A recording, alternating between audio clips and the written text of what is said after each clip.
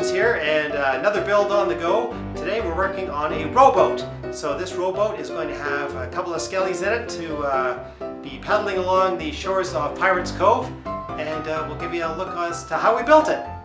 So what we did is we started with a 4x8 sheet of plywood, 1/2 inch thick, and what we did is we ripped it 15 inches wide so that we ended up with our 8-foot long, 15-inch wide pieces of wood.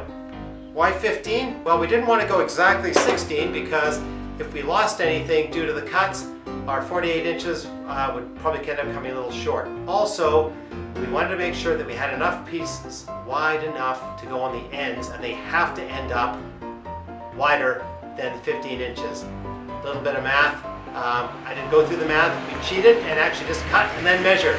So, yeah, I know. So, here's what we'll do. We'll take this piece of wood and we're going to now cheat and measure the one piece that's left over. So here's the, after we cut our 2 pieces for the size of the rowboat, we have this one piece left over. Thing is, we don't know how wide it is. So we'll measure. Turns out it's almost exactly 17 3/4 inches, which is great. So now, do a little fudge factor, and we figure out how steep we can cut the angles on the ends of the boat. So there's 2 ways to figure this out. We could do some trigonometry. I don't think so. Or we can just measure it. So we know how wide that piece is. So we just need to know how far in to cut. So when we cut it a slant, the piece that's along the edge here is as wide as the piece of wood that we got left over. So all we're going to do is simply measure it. We know we've got 17 3/4 to go. So we'll simply measure until we get up to 17 3/4.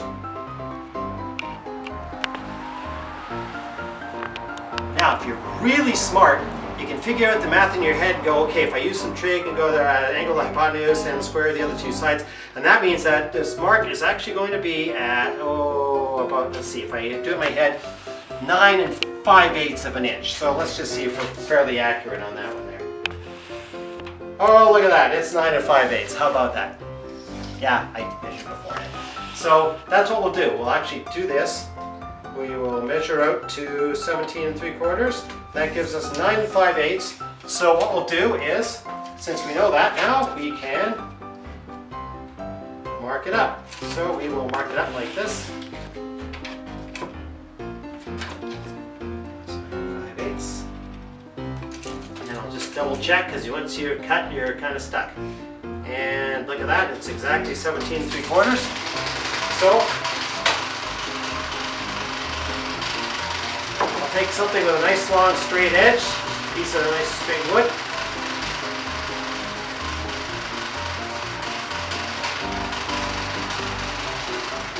And we'll mark it off.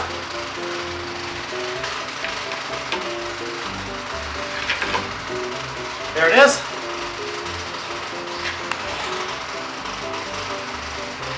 And we're all set to cut it. So now we're ready to cut it.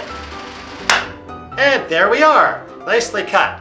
So we'll do the same at the other end and do it for both pieces, and we'll be all set to see how this thing's shaping up. So here we have our piece of wood, or should I say pieces of wood, cut at the angle that we want for the ends of the boat.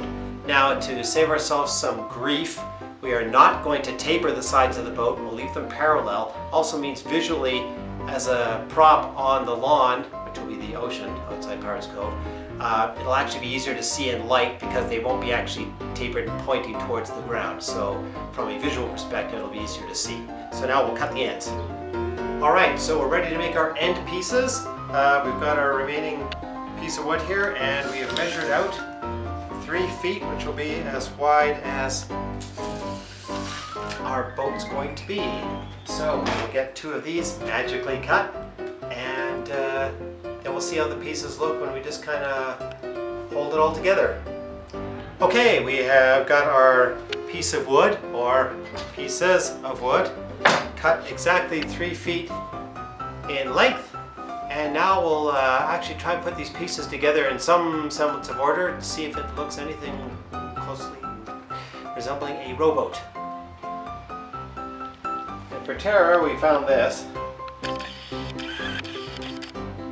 Okay, so we've got our cut pieces of wood here. We've tried to put them as the proper spacing as close as we can. But you can see once we get the sides of the boat upright in the right angle, and we get the side piece on, it's pretty much perfect fit, and the ends don't stick up too high, and so I think it's going to go together really nice. So we're going to actually assemble it with hinges with loose pins so that we can take it apart, and then we'll see how the whole thing looks once we get it put together. Okay, so we've used a piece of wood to simulate where the ground would be.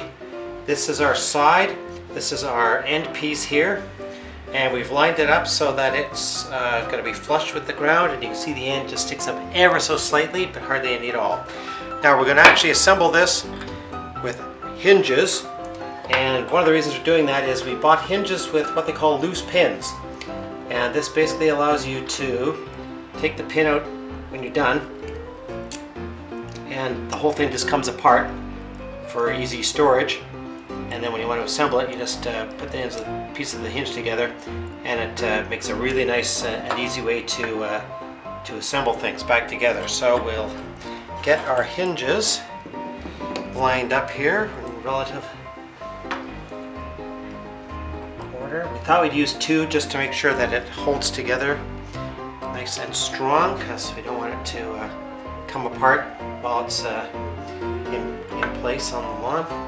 And I'm just going to use some very short but fairly wide screws to hold these hinges in place.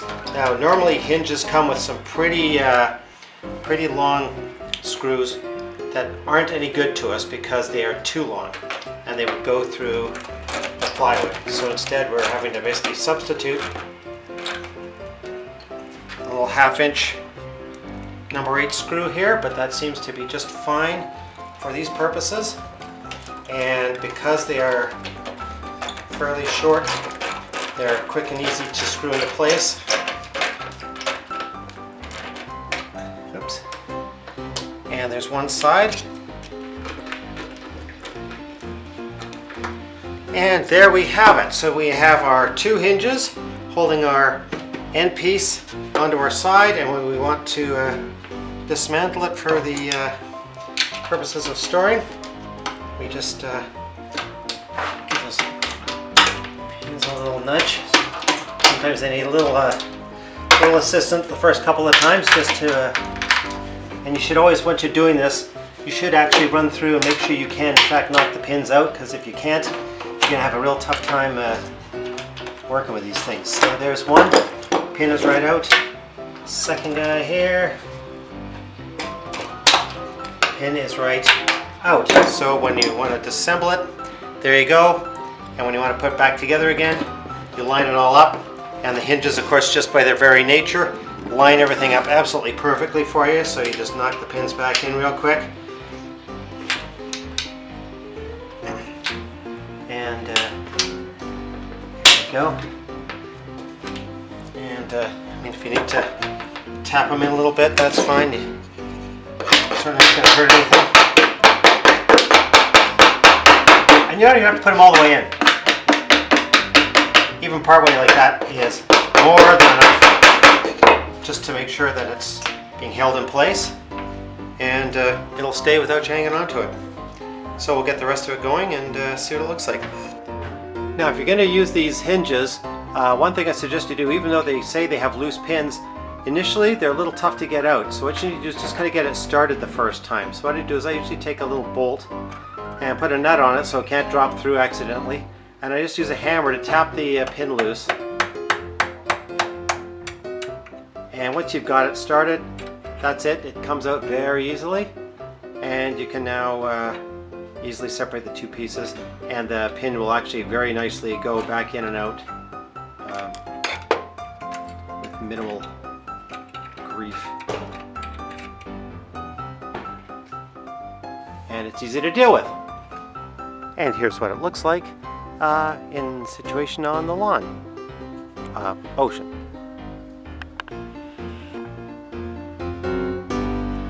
And with Creepy Jr. substituting in for Skeleton, gives you some idea of the scale. And perhaps we'll put a rowing mechanism at some point, so we'll be doing that.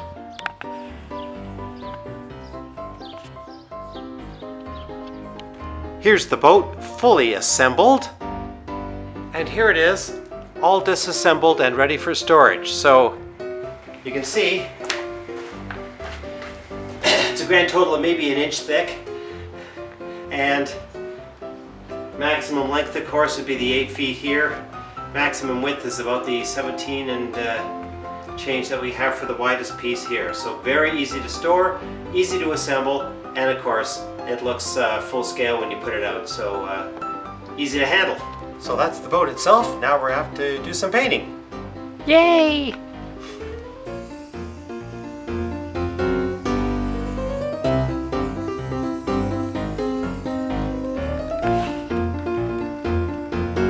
So we've got a coat of paint on the wood. We're starting with a coat of white. Now we haven't gone really overboard trying to cover up all the grain or make it perfectly even, because we're going for a bit more of a worn, weather-beaten look. So we'll probably go with that. We might just touch up any spots that we find, but for now I think that's probably going to be good. We're going to let that dry, and then we'll come back and we will be painting just some lines by hand down to make it look more like boards. So we'll be using some black paint for that with some tape just to kind of cover it up so we get some relatively straight lines, and then we'll also be breaking it up vertically as well to make it look like it's made out of smaller boards. So we'll see how that turns out. And now we're going to paint some of the black lines on the boards here to make it look like they're made out of skinnier boards rather than just plywood. So we've got some black paint, and I put down some green tape to block it off, and all we'll do is a quick one of these.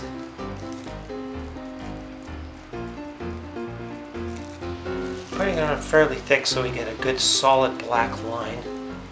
It's more for the illusion of board separation than anything else. There we go. We'll start the other board, and so we haven't made too much of a mess. Should turn out okay.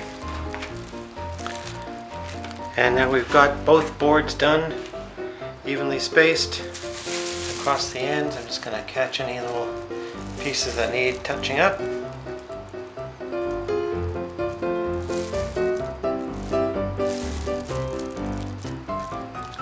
And there we go. We are set with these boards with their stripes. So we'll have to let those dry, and then we'll do the long ones.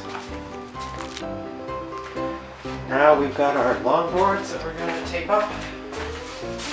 Again, we've got those measured out.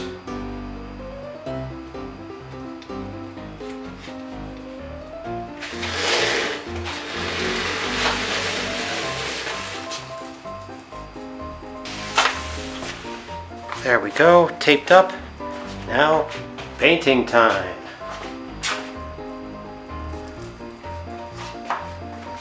And there we have the painting finished on the sideboards. So we'll give that a chance to dry, and then we'll try peeling the tape off and hope everything stays put. Okay, so we've got our paint dried, and now the moment of truth as the tape comes off, and we see what happens here.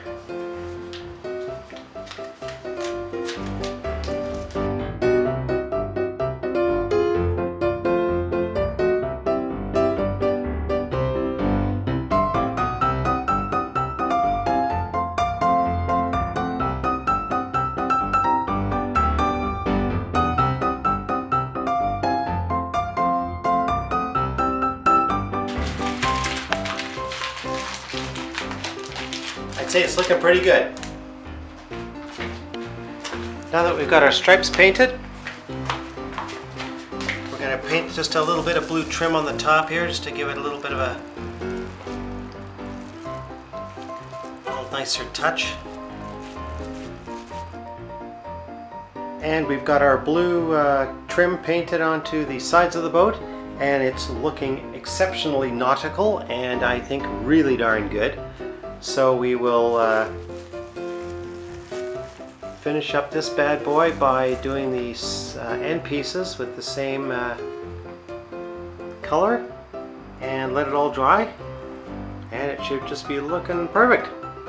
Our last bit of painting is the stripes on the end pieces, and again, because they're on a bit of an angle, rather than do the complex math, we've cheated and just measured it so that the stripe will actually be a little bit wider, so when it butts up on the one around the top of the edge of the side pieces, they'll actually look like they're the same width. So we'll get painting on that and see how she goes. And there we have the end trim done on the end pieces of our rowboat. Looking mighty fine. We weren't too careful with the thickness of the paint. Again, we don't want it to look like it's brand new paint because it's supposedly an old rowboat. So I think what we've got here is perfect. We've got the sort of off-white, it's actually recreational vehicle white for the light coating on the wood itself. Then we've got the black for the lines. The unevenness on the lines is perfect. It makes it look like it's old boards. And then our blue trim just to kind of smarten things up a little bit so it looks a little more nautical. Anyways, we'll let all that paint dry, put this thing back together and see how she looks. Yar mateys, there we are, our finished rowboat. We haven't got all the accessories on. It's going to take a little more fiddling, but we thought we'd show you the product as it's as close to being finished as it is. We've got our fake board lines, our blue trim, and our sort of washed out what would have been white paint job there, which has now supposedly been bleached because of aging. So there it is, and as you've seen, it folds down nice and neat so it's easy storage. We'll give you an update once we've got all the accessories and the skeletons and all that kind of stuff on there, but if you want to do one, single sheet of plywood's all it takes. Pretty easy stuff, a couple of cuts and you're done. Anyways, there it is. Stay safe, have fun.